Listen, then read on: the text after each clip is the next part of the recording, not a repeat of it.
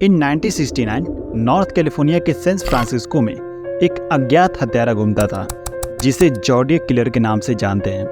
यह अक्सर रात में चलते लोगों को अपना शिकार बनाता और उन्हें मार देता। यह ज़्यादातर कपल्स को टारगेट करता। ऐसा लगता था कि ज़ोडिएक को मोहब्बत करने वालों से नफरत थी। ज़ोडिएक हत्या करने के बाद खुद पुलिस को कॉल करता और एक लेटर भेजता और उनको सारी बातें बताता और चैलेंज देता कि अगर पकड़ सकते हो तो पकड़ लो।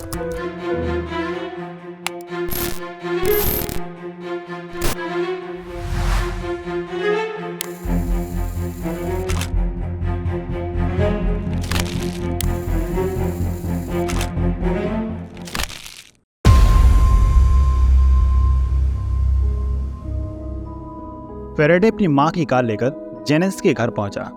वो दोनों एक दोस्त से मिलने के लिए उसके घर पहुंचे। वापस लौटते समय रात के 9 बजे विलेजुआ के बाहरी इलाके में लेक हनमन रोड पर उन्होंने अपनी कार को पार्क किया। उनके 10 फीट की दूरी पर एक और कार पार्क होती है जिसमें एक हत्यारा छिपा था। उस कार से एक आदमी बाहर निकलता है। वो कार के पास पहुंचते ही उस पर गोली चला देता है और उन दोनों को बाहर निकलने के लिए कहता है। फेरेडे की कार से बाहर निकलते ही 22 कैलिबर की राइफल से उसके सिर में गोली मार देता है। जेनसेन कार से दूर भागती है लेकिन पीछे से हत्यारा उस पर 6 गोलियां चलाता है और उसकी मौके पर ही मौत हो जाती है। 11:10 पर एक आदमी वहां से गुजरता है और उन डेड बॉडीज को देखता है। इसके बाद वो पुलिस को इन्फॉर्म करता है। एम्बुलेंस के पहुंचने तक जेनसेन मर चुकी थी लेकिन फेरेडे अभी सांस ले रहा था। लेकिन अस्पताल पहुंचते पहुंचते फेरेडे भी मर चुका था। पुलिस ने काफ़ी छानबीन की लेकिन उन्हें कोई सबूत नहीं मिला कि वो हत्यारा कौन था, उसकी वजह क्या थी इन दोनों को मारने की। अगली 6 महीने तक वो हत्यारा यानी वो ज़ोडिएक किलर शांत था। 4 जुलाई 1969 फेरिन 22 साल की थी और वो एक रेस्टोरेंट में काम करती थी। उसकी मुलाकात मैग्यू से हुई जो 22 साल का था। वे दोनों दोस्त बन गए और उन्होंने 4 जुलाई को घूमने जाने का फैसला किया। घर से बाहर निकलते ही उन्हें महसूस हुआ कि कोई हल्की रंग की कार उनका पीछा कर रही है। फेरिन ने शहर से बाहर लेक हनमन रोड की तरफ गाड़ी चलाना शुरू कर दिया और उसने अपनी car blue Rock spring park के खाली पार्किंग में मोड़ दी जो लेक हनमन रोड से केवल 3 किलोमीटर दूर था।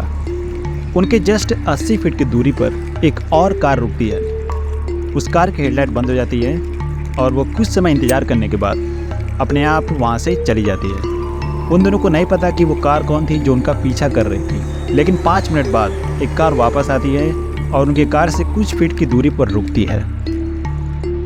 एक बड़ी सी टॉर्च लेकर एक आदमी कार से बाहर निकलता है। फेरिन और मैग्यू को लगता है कि कोई पुलिस वाला है लेकिन उनका अंदाज़ा गलत था। उन्होंने खिड़की नीचे कर दी और आदमी ने बिना सोचे समझे कार में गोली चला दी। एक गोली मैग्यू के दाहिने हाथ में लगी और दूसरी फेरिन के गले में लगी। मैग्यू ने कार से बाहर निकलने की कोशिश की लेकिन वो निकल नहीं पाई। हमलावर यानी ज़ोडिएक कार में बैठकर वापस चला गया। जल्द ही कुछ लोग पार्किंग में आए और घायलों को देखकर पुलिस को इन्फॉर्म किया। पुलिस 12:20 पर घटनास्थल पर पहुंची। दोनों को अस्पताल ले जाया गया। मैग्यू बच गया लेकिन फेरिन बच न सकी।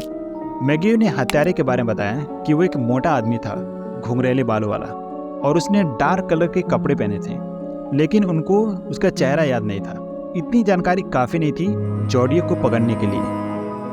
1 अगस्त 1969 को ज़ोडिएक ने एक ही तरह के 3 letter Vallejo Times, San Francisco Chronicle और सैन फ्रांसिस्को एग्जामिनर को भेजे। पिछले महीने लेक हनमन रोड और ब्लू रॉक स्प्रिंग पर जो मर्डर्स हुए थे उसकी पूरी जिम्मेदारी ज़ोडिएक ने ले ली, यानी वो दोनों मर्डर एक ही आदमी ने किया था।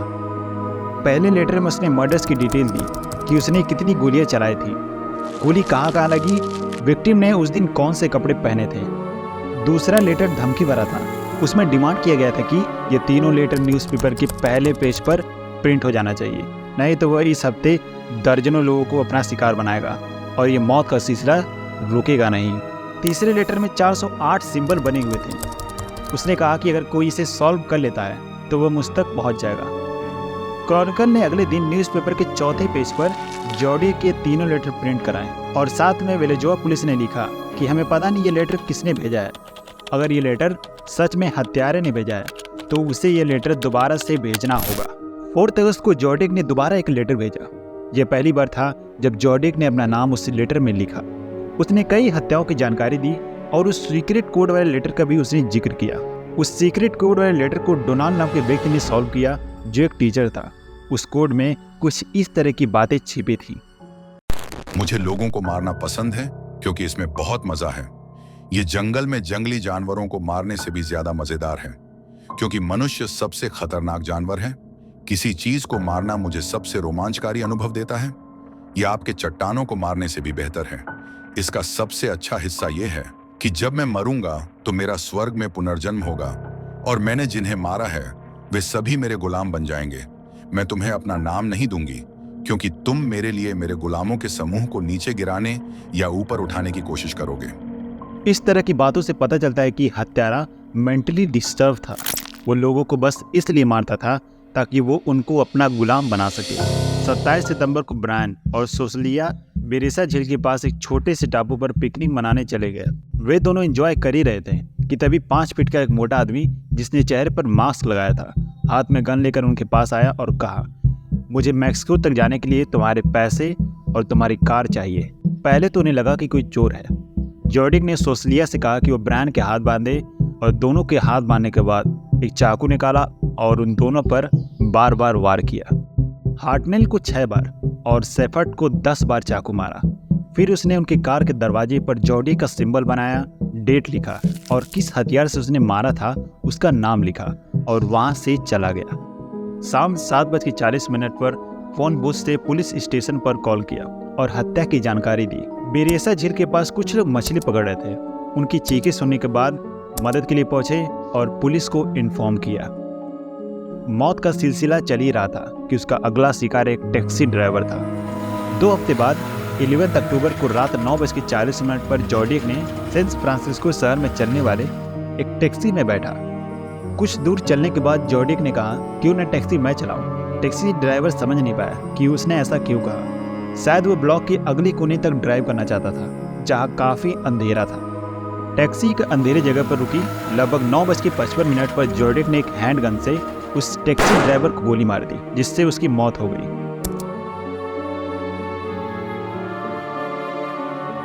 सड़क के दूसरी तरफ 3 बच्चे उनको देख रहे थे। उन्होंने सैन फ्रांसिस्को पुलिस को फोन किया और सारी बात बताई। इलाके में सर्च ऑपरेशन चला, लेकिन लड़कों ने गलती से उस हत्यारे का रंग ब्लैक बता दिया। पुलिस को एक आदमी मिला। उन्होंने पूछा कि आपने किसी आदमी को भागते हुए देखा। उसने कहा कि एक आदमी हाथों में गन लहराता हुआ उस गली में भागा है। शायद बच्चों ने उसका रंग गोरा बताया होता तो उसी दिन जॉर्डिक पकड़ा जाता। बच्चों ने हत्यारे का स्केच बनवाया और वो कुछ इस तरह से दिखता था। 22 अक्टूबर की सुबह 2 बजे ऑकलैंड पुलिस विभाग को एक फ़ोन आया। उसने कहा कि मैं जॉर्डिक बोल रहा हूँ और मैं केजीओ टीवी पर बात करना चाहता हूँ। उस समय केजीओ टीवी जिम डनवर द्वारा होस्ट किया जाता था, जो काफ़ी पॉपुलर था। शो समय से पहले शुरू हो गया। पहला फ़ोन कॉल आया जो तुरंत कट गया। फिर एक दोबारा फ़ोन कॉल आया जो काफ़ी लंबे समय तक चला। कॉलर ने अपना नाम सैम बताया। उसने कहा कि वह अपनी असली पहचान नहीं बता सकता क्योंकि वह गैस चैम्बर में भेजे जाने से डरता था। Attorney Melvin Bella, accompanied by police and newsmen, waited 45 minutes today to keep a rendezvous with San Francisco's Zodiac killer of 5 persons. The man who made the appointment never showed up. The meeting was arranged this morning when a caller, identifying himself as Sam, reached Bella on a KGO TV talk show. He said he was the Zodiac killer and needed help. Here's how it looked and sounded. Talk to us. Just tell us what's going on inside you right now, Sam, please. I have headaches. Right. How long have you had those headaches, Sam? Been a long time? Since I killed a kid. 8 नवंबर को जॉर्डिक ने दोबारा एक letter भेजा जो अगले 50 सालों तक solve नहीं हो पाया। वो एक मिस्ट्री बना रहा, लेकिन 2020 में 3 प्रोग्रामर ने उसे सॉल्व किया। उसमें कुछ इस तरह की बातें लिखी थी। मुझे उम्मीद है कि टीवी शो में जो मैं नहीं था उसे पकड़ने की कोशिश में आपके बहुत सारे प्रशंसक होंगे जो मेरे बारे में एक बात सामने लाते हैं। मैं गैस चैम्बर से नहीं डरता क्योंकि यह मुझे और भी अधिक शांति से स्वर्ग भेज देगा, क्योंकि अब मेरे पास है मेरे लिए चिंता करने के लिए पर्याप्त गुलाम है, जहां हर किसी के पास स्वर्ग पहुंचने पर कुछ भी नहीं होता है। इसलिए वे मृत्यु से डरते हैं। मैं डरता नहीं हूं क्योंकि मैं जानता हूं कि मेरा नया जीवन स्वर्ग में आसान जीवन होगा। मृत्यु। लेटर से पता चलता है कि टीवी पर बोलने वाला आदमी जोडियक नहीं था। 20 अप्रैल 1970 को जोडियक ने एक लेटर भेजा। उसमें उसने एक बॉम्ब का लोकेशन ड्रॉ किया था। उसने कहा कि वो इसी बॉम्ब से एक स्कूल बस को उड़ाने वाला है। हालांकि पुलिस उस लोकेशन तक गई लेकिन उन्हें कुछ मिला नहीं। इसी तरह से जोडियक कभी लेटर्स भेजता, कभी कार्ड भेजता, तो कभी किसी जगह का मैप भेजता। कुछ लेटर तो अभी भी मिस्ट्री बने हुए हैं कि उन लेटर में आखिर लिखा क्या था। जोडियक के साथ साथ और भी लोग पुलिस को कॉल करते हैं और जोडियक होने का दावा करते हैं। इन्हीं वजहों से पुलिस को और भी कठिनाई होती थी असली हत्यारों को पकड़ने में। पुलिस को कई दिनों से एलन पर शक था, जो वेनेजुएला में रहता था। एलन की हिस्ट्री कुछ ज़्यादा अच्छी नहीं थी। वह पेशे से एक टीचर था। बच्चों के साथ सेक्सुअली अब्यूज़ की वजह से उसे स्कूल से निकाल दिया गया था। एलन जो घड़ी पहनता था उसमें बिल्कुल वैसा ही निशान था जो जोडियक के लेटर में होते थे। उसे पकड़ा गया, उससे पूछताछ हुई, लेकिन ना ही एलन की हैंडराइटिंग ना ही फिंगरप्रिंट जोडियक से मैच हुई। फिर भी उसे शक के आधार पर 5 सालों तक जेल में रखा गया।